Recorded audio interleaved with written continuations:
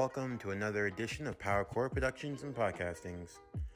I'm your host, Javon Harrington, back to hit you with a brand new series here on the channel. It's one that you guys actually voted for, and it's one that surprisingly gained a lot of steam. It's What If Tsunade Adopted Naruto? Now, when it comes to Naruto what ifs, you could say that this is something that's been thought of and done countless times with varying degrees and elements. And I won't try to stake claim for being the first. But like a lot of series here on this channel, some that I've done recently, I've always had the motto of trying to do things in a different way, to see things from a different perspective. For me personally, I feel like a what if of this magnitude shouldn't end the way everyone expects it to. Naruto takes a different path in life, becomes even more stronger than before, ultimately goes through his trials and tribulations the exact same way, and comes out of it as the Hokage at the end of it. Because in my opinion, I don't really think that's something practical. When you're dealing with something of this magnitude, a story that changes elements in ways that differentiate from the original, you should be getting a much different, a much newer result. And that's what I want to display here. If you'll indulge with me, then I want to show you a different side to this story. A story where our hero Naruto finds family from the unlikeliest of people. A story where Naruto takes a different path. And just to see what could have been. If you will, sit back, relax, and enjoy Naruto, The Last Senju. What if Tsunade adopted Naruto?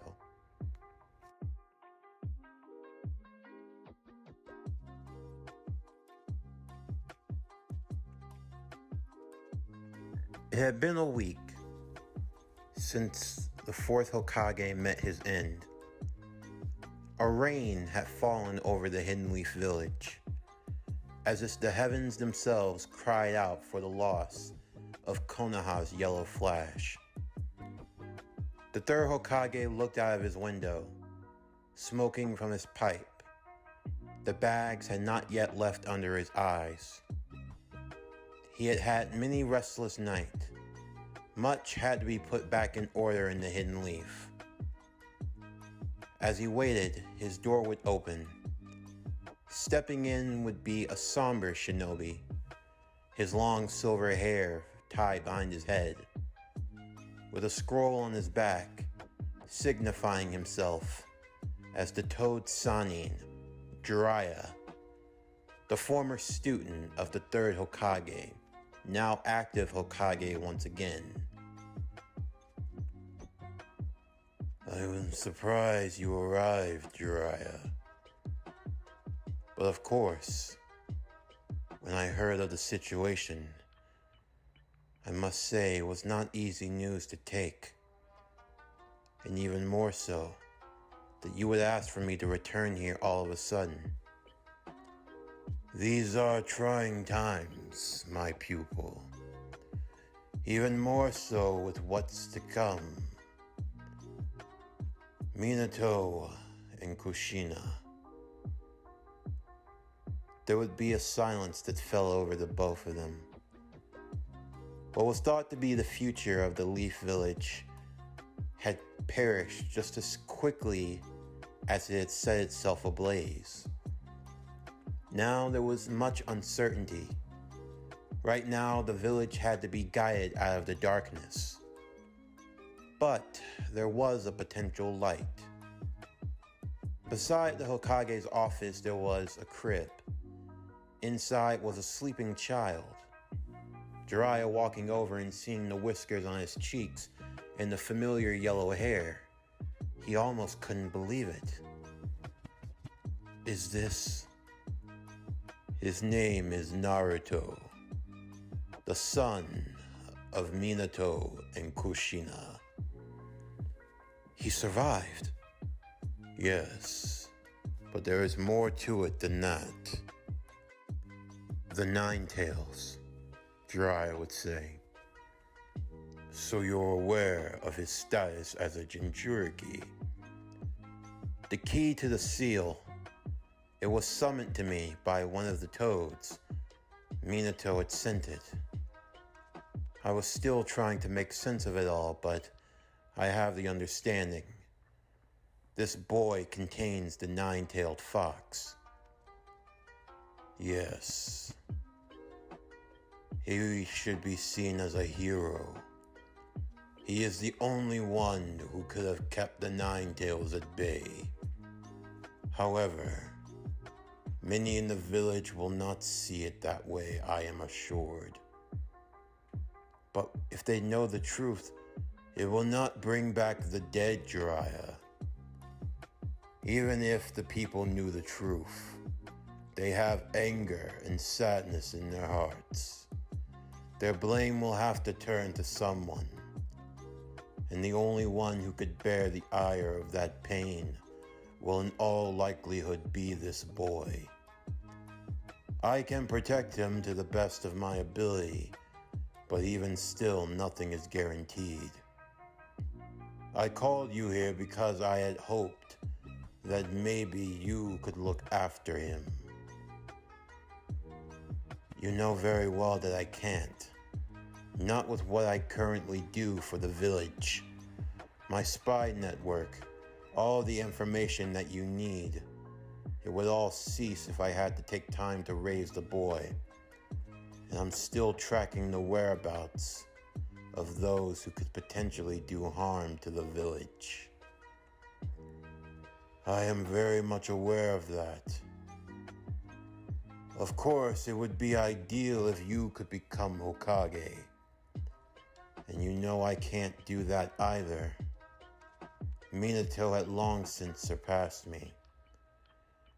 If I had been in his situation, I know for a fact I would have failed.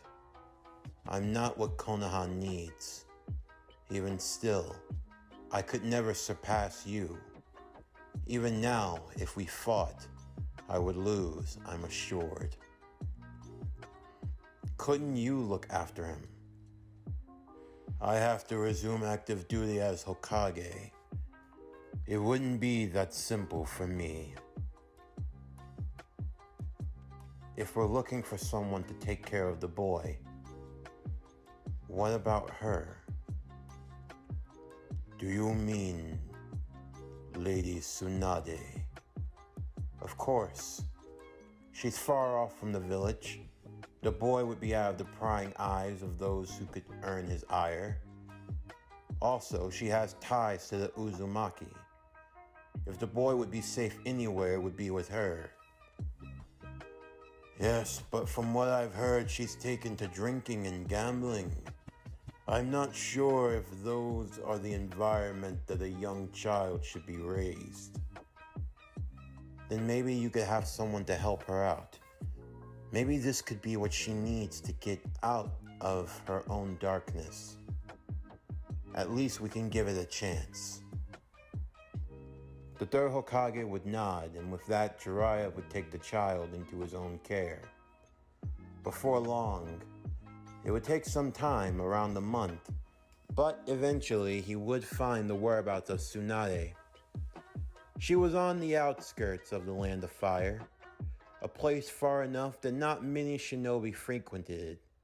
It was a small town, relatively free of crime or any other bad ill wills, save for the drinking halls and the gambling halls, which were known to be frequented by Tsunade.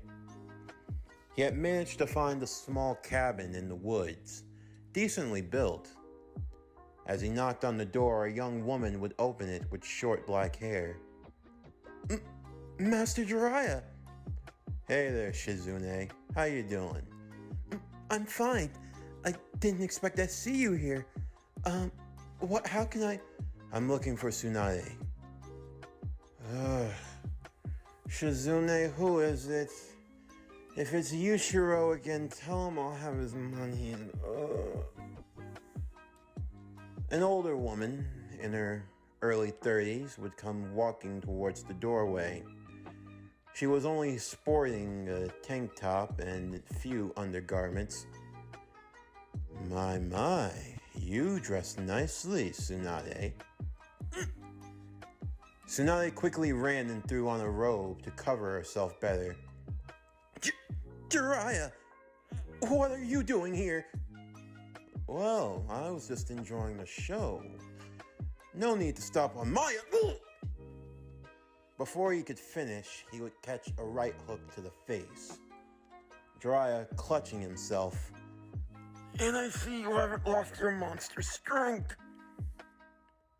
You remember what I did to you long ago. You'd be wise not to test me. Duly noted. Yep. Oh God, that hurts. What are you doing here, Jiraiya? Have you heard the news? Just rumblings. Is it about the leaf? The fourth Hokage? Yes. Minato has died. Jiraiya, Tsunade could see the look etching across Jiraiya's face in that moment. For how jaded she had become to the leaf, she never wanted to see those she cared for in pain. She knew that for Jiraiya, Minato was like a son to him. And she knew that the loss of losing someone close was not something that could easily be brushed aside. I'm so sorry, Jiraiya. It's fine, Tsunade. But the reason why I've come here is urgent. Jiraiya would reach on the toad's back behind him. Swaddled was a small being, as Tsunade looked and saw that it was a baby. Jiraiya, is this... Yes. This is Minato's son. The son of Kushina. Naruto. Naruto. This... Why have you brought him here? The boy needs someone to look after him, and... No, I can't. I can't do that. Jiraiya, you shouldn't have brought him here. The child has no one. He has you. You know he won't be safe with me. Why? Because of you writing your smut. Jiraiya would ignore that comment. Be serious, Tsunade. You know what I do. I'd never have a chance to look after the boy, not where I go. Not for the things I have to do for the village. The village? Jiraiya, this is your student's son. Can you not put the village on the back burner for one moment? Tsunade, you know that I can't. I am a shinobi of Konoha. I serve its interests no matter what. Why? Being a spy? Traveling to countries you're not supposed to go? What happens when they catch you? Then what? You sacrifice so much for a village that does nothing but take from you. Tsunade, this is me. Ever since I lost them both, I've had nothing. Nothing at all. The village stole my love and the family that I had. What more could it possibly want from me? At the very least, this could be your family. You also share the Uzumaki bloodline along with this child. He is just as much your family as anyone else. Can you really turn him away? Tsunade didn't want to look at him. It wasn't out of malice, but it was because she knew herself. If she opened her heart again, and it broke, she didn't know if she could make it. Could she take that kind of gamble, that kind of risk? Tsunade, please. I know I have no right to ask this of you. I wouldn't ask this of you if I didn't have any other choice, I promise. Tsunade looked at the little baby as it reached out its fingers, slowly stirring as it woke. Without even thinking about it, she took the child into her arms, immediately seeing its soft, warm smile. Whatever froze over her heart began to melt in that instant. One more time. For one more time, she would make that bet. The boy's name? Just Naruto. We didn't think it'd be wise to give him his father's last name.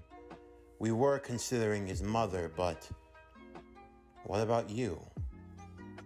Senju?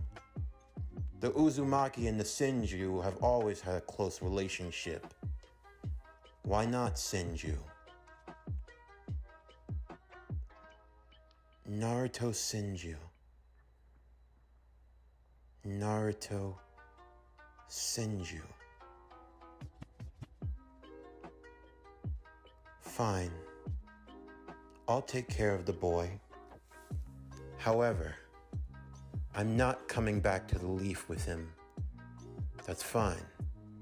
And I'm not going to force him to become a shinobi. I'll teach him the basics and teach him how to protect himself. I will not force that path upon him. Tsunade, you must understand. He is, let me guess, he's the Nine-Tails Jinchuriki also.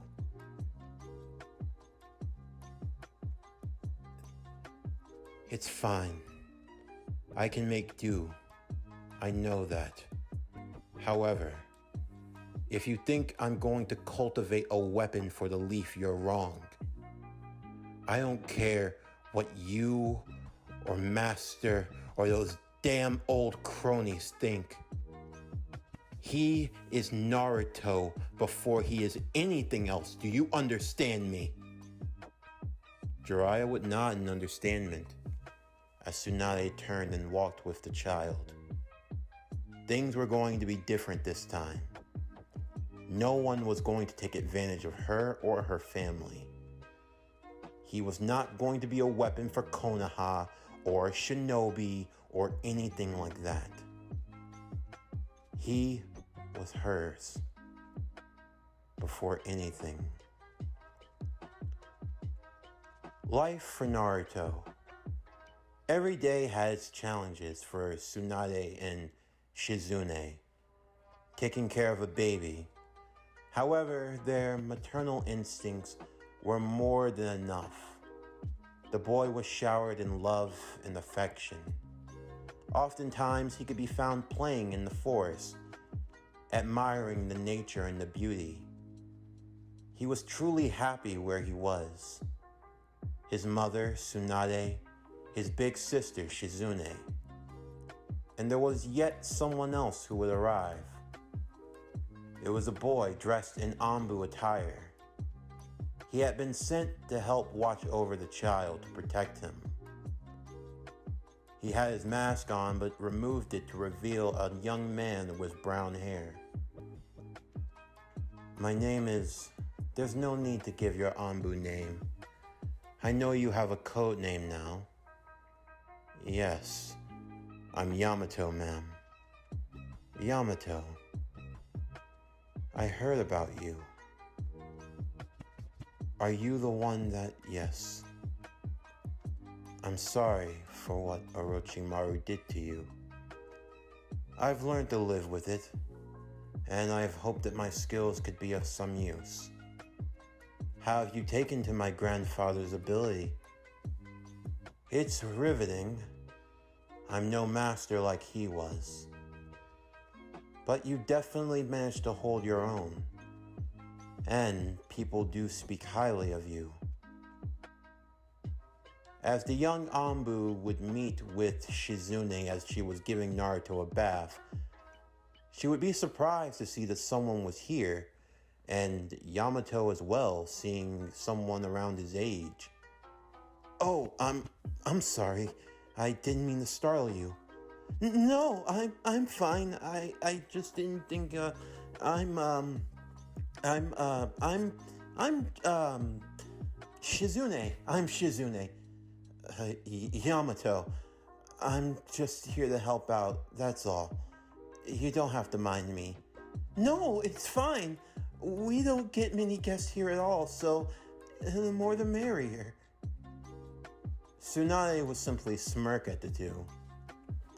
The first boy she meets around her age, and already she's fallen head over heels. Tsunade could hardly believe it.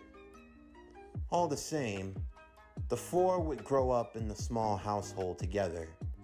Tsunade, Yamato, Shizune, and Naruto. For Naruto, he had gained a brother of sorts. Yamato made it very clear he wasn't here to try to help in Naruto's training, but he would assist when asked upon.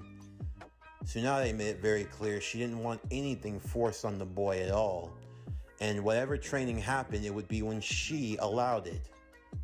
Yamato would simply help out with guard duty, helping them when it came to grocery shopping, looking after Naruto, things of that nature.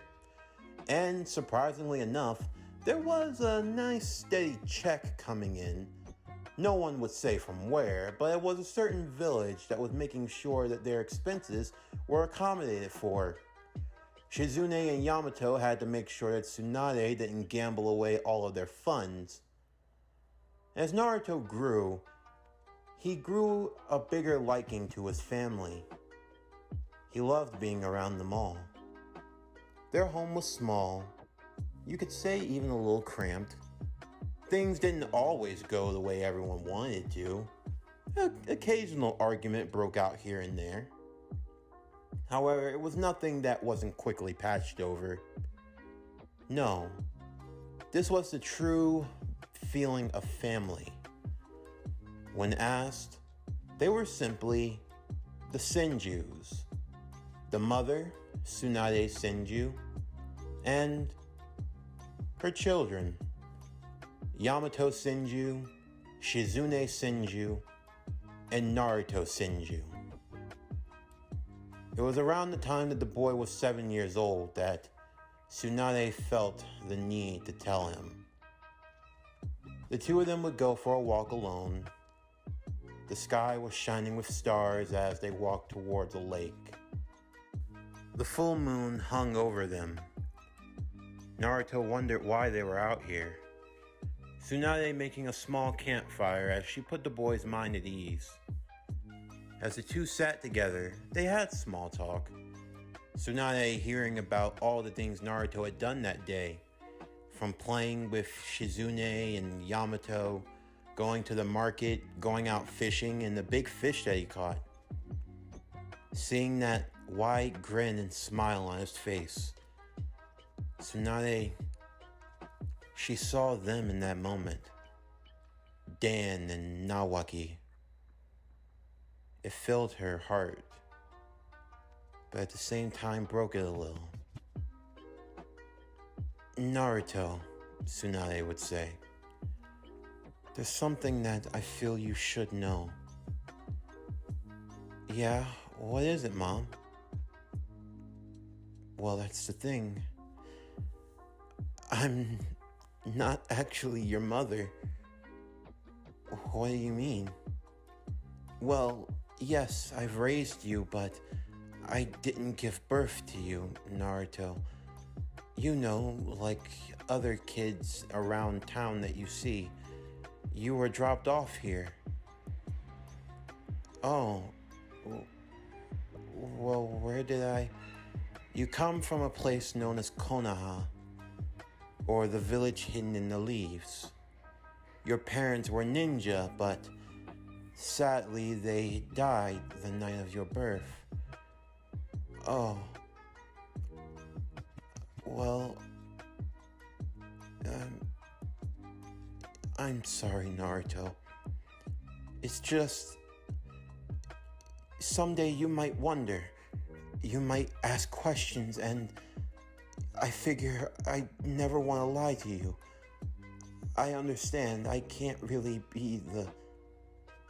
Before she finished, Naruto would give her a hug. Naruto? You're the one that raised me. You're my mom. That doesn't change, does it? Looking into his bright blue eyes, Tsunade would only smile as she pulled him into another hug. Of course it doesn't, silly. I'll always be your mother. Always. The two of them would share their embrace for a while, their bond now being even deeper than before. It didn't matter how or what you wanted to define their relationship as. Tsunade was the boy's mother. That would never change no matter what. From age 7, Naruto's training would begin. At first, it was the basics. Chakra control was the main issue, and that was something that would require the most work. The boy's chakra was all out of sync. For one, the boy had too much of it, and it was clear to see that the Nine Tails was playing a role in his development.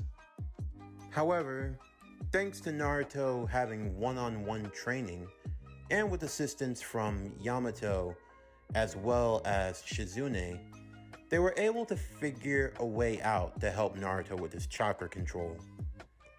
First, it would be Yamato using his wood release. He would create a small branch that came from the palm of his hand. With Naruto's one hand, he would grab hold of the branch. Next, Naruto, while holding onto the branch attached to his palm, he would do the chakra control leaf technique. This would be where Naruto would take a leaf, place it on his forehead, and hold it there with his chakra.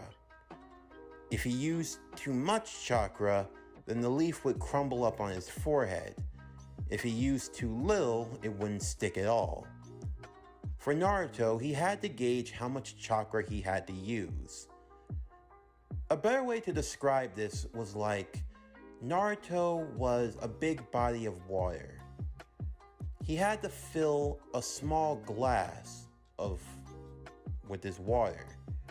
But the problem was that when Naruto used his chakra, it was like dumping too much water into the glass and the glass would break.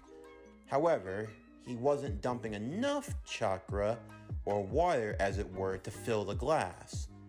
With this exercise, Yamato would siphon off the excess chakra. This would allow Naruto to feel how much chakra he actually needed. Because if he didn't know, he wouldn't really pay the proper attention. This was a trial by fire. It was an exercise that would take some time, but eventually Naruto would get the hang of it. Chakra control was a discipline that had to be beat into Naruto constantly.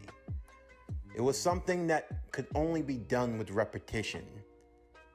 Thankfully, Naruto didn't have anything to distract him. There were no academy students, there was no villagers, anything of that nature. Naruto got the one-on-one treatment and training that he actually required. By the time the boy was 9 years old, his chakra control had improved drastically, because now Naruto was aware of just how much chakra he truly had. Barring the Nine Tails, he wasn't going to be told that information just yet. However, Naruto knew how much chakra he truly had within him. As such, he knew how to control it. He had to pinch the chakra, as it were, pinching out the pieces of chakra that he needed for the appropriate amount for the right jutsu. From the time that the boy was 10 to 12 years old, this is where his training would take the next step. He would start with tree climbing, using the chakra control in his feet to walk up the side of a tree.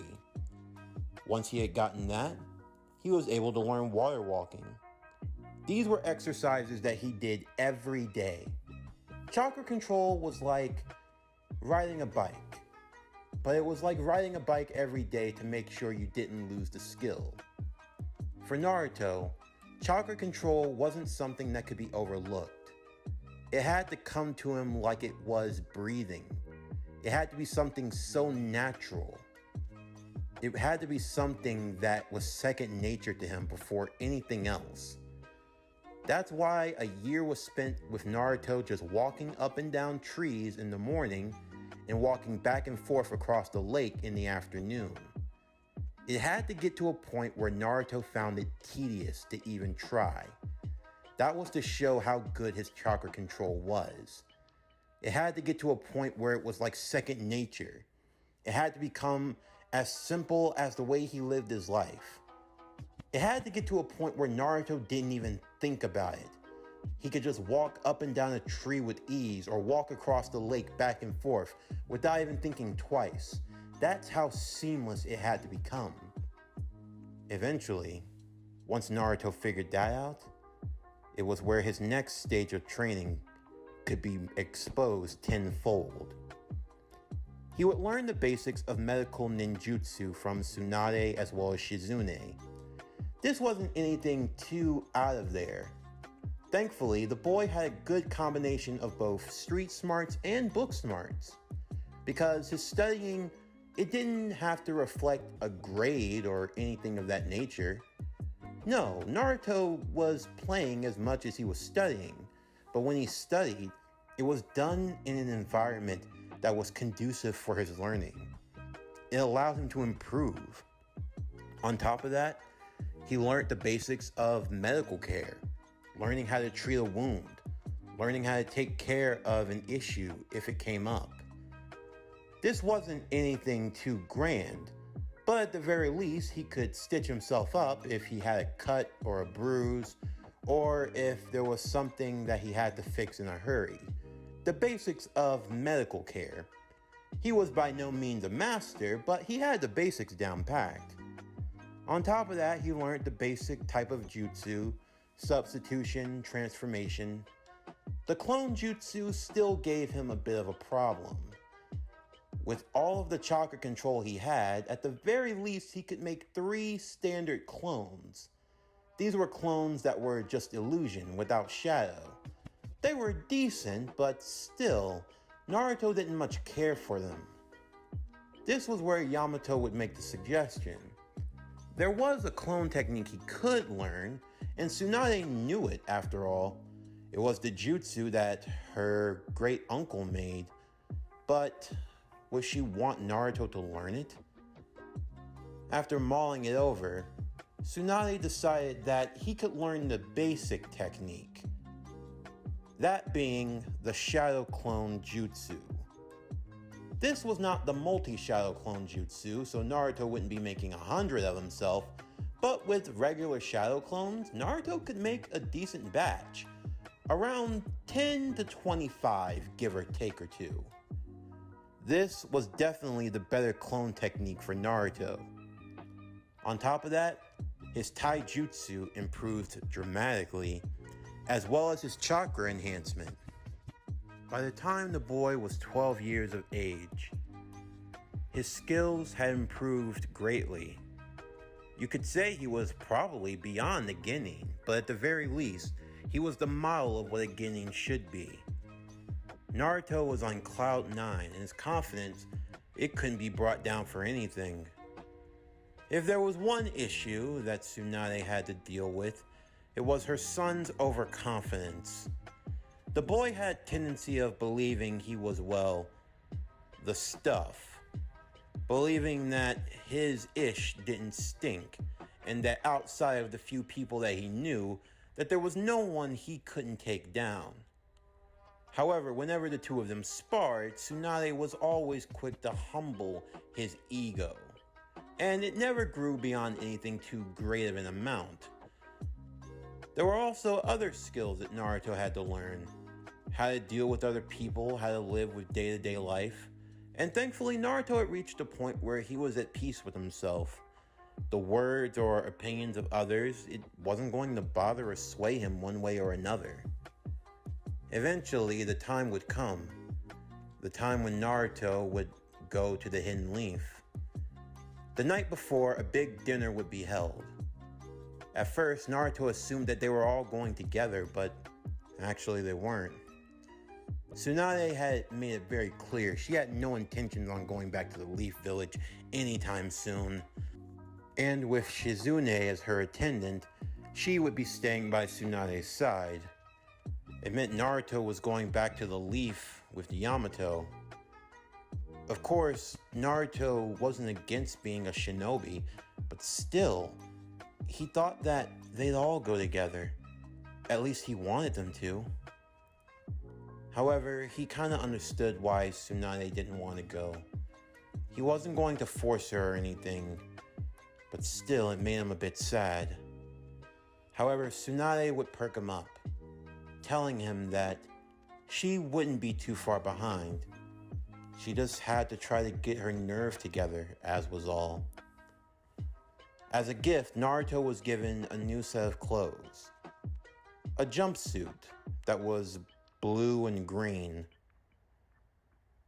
Naruto was happy for his clothing, as well as a specially made shuriken pouch and a medical kit that he could keep on his person. He was told to never forget his disciplines, to never forget his training, to always stay true to himself, and to never change for anyone. As long as he remembered that, he was going to be safe no matter where he went. Tsunade also spoke to Yamato, telling him to watch over Naruto while they were together, to make sure that nothing happened. Yamato would promise. He had benefited more from spending time with the Senjus over the last few years. He didn't just see them as comrades or as people he just were with for a mission. These people were like his family.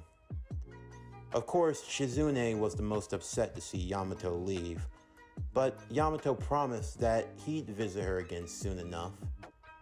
Shizune making sure he'd keep that promise, kissing him on the cheek, and Tauntaun, her pig, oinking in glee as Yamato would promise to see Tauntaun again as well. After their dinner, and after going to bed, the next day would come. Naruto with his bag packed and ready to go, as he and Yamato would make their way back to the Hidden Leaf. It would take a few days, the two of them traveling together on the road, Naruto sharpening his skills whenever he could. He was very nervous to be going back. After all, he hadn't been raised there and he hadn't been there since he was born, but he wondered what it was like. As Naruto would walk through the village gates, to see it for the first time, it was beautiful in a way.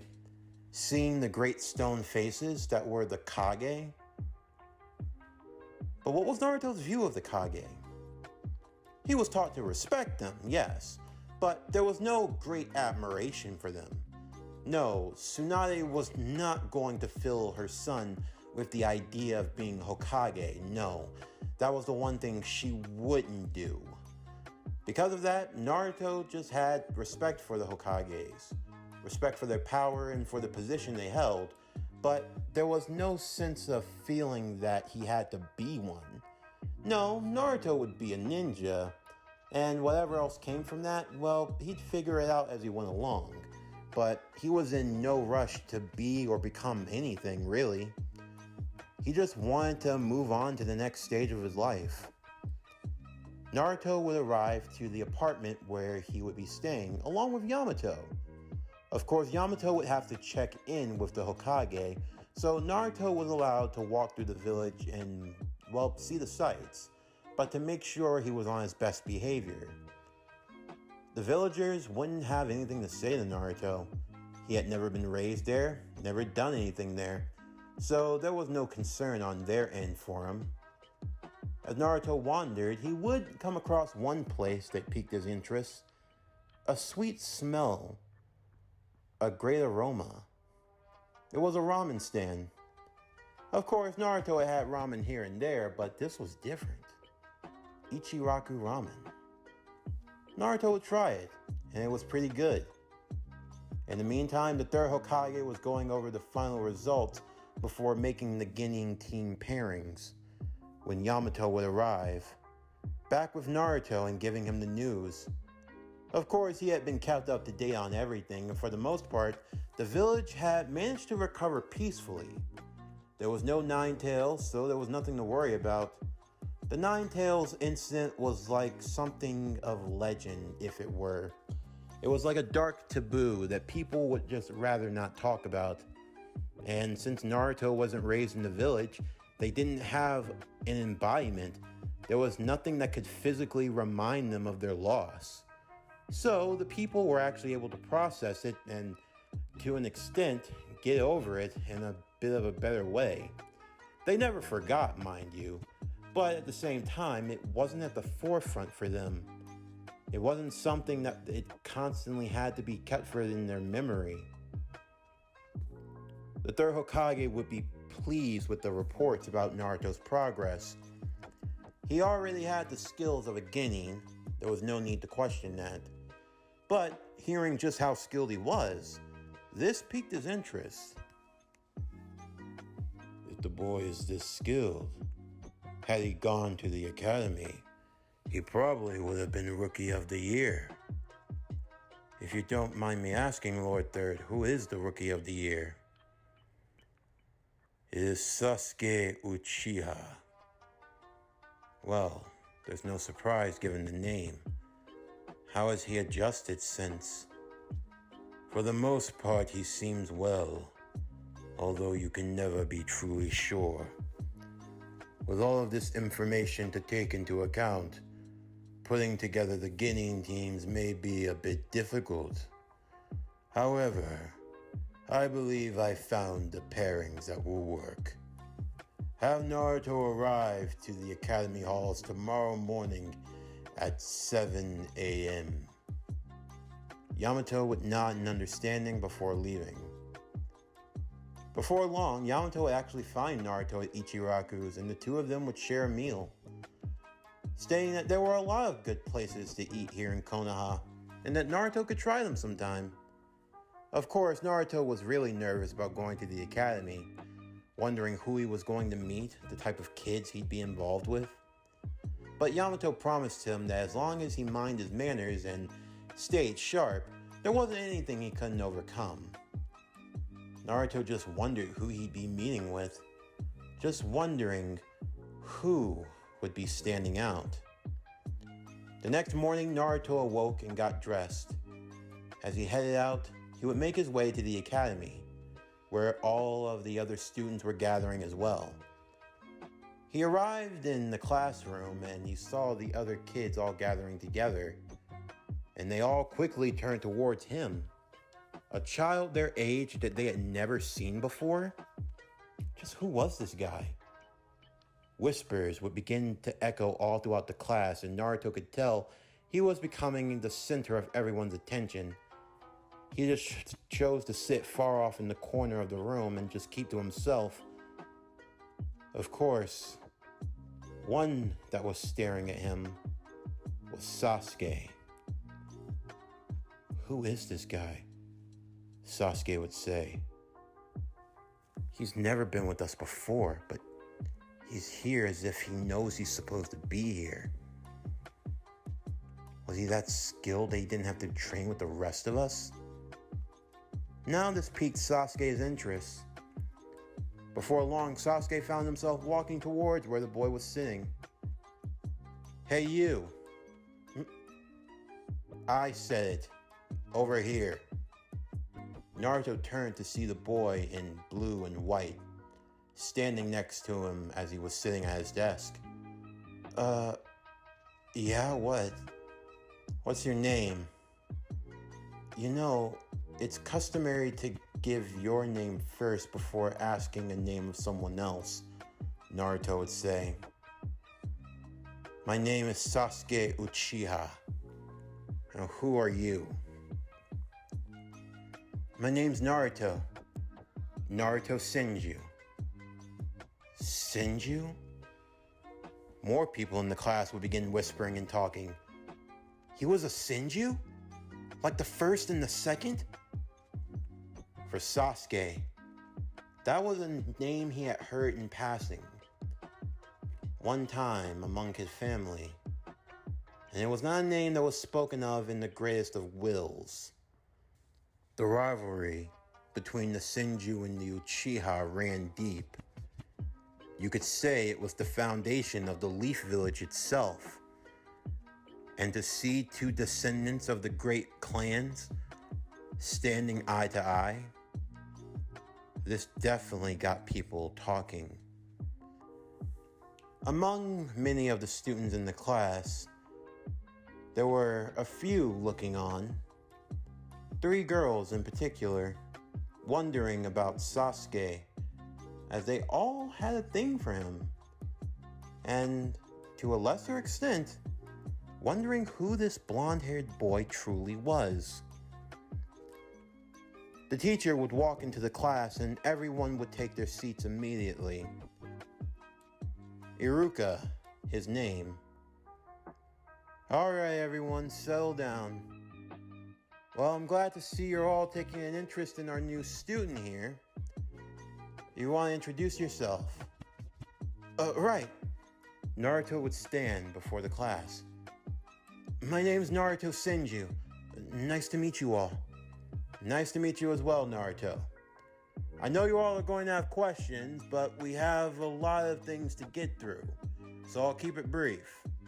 Naruto is around your age, and he received his training from outside of the academy. However, he meets the necessary requirements to meet the rank of Genin, so he's going to be assigned along with the rest of you. I know you all haven't grown up together, but try to show him around. Show him the ropes and treat him well. He's a Konoha shinobi along with the rest of you, so please keep that in mind. Also, Naruto, this is for you. Naruto would be handed his forehead protector. He had always seen Yamato wearing his, but he never thought he'd have a day where he could wear his own. He tied it onto his head with pride as he took his seat. Alright, so you're all going to be assigned to your Genin teams. It's going to be made of the 3 of you along with a Jonin that will be your captain and your sensei. After your teams are put together, you can go out and your Jonin senseis will pick you up where you can begin your orientation. One by one, Iruka would go through the team numbers until he arrived to 7. Team 7, Sasuke Uchiha, Shikamaru Nara, and Hinata Hyuga. Both Sakura and Ino would look completely disheveled. Neither one of them were going to be with Sasuke.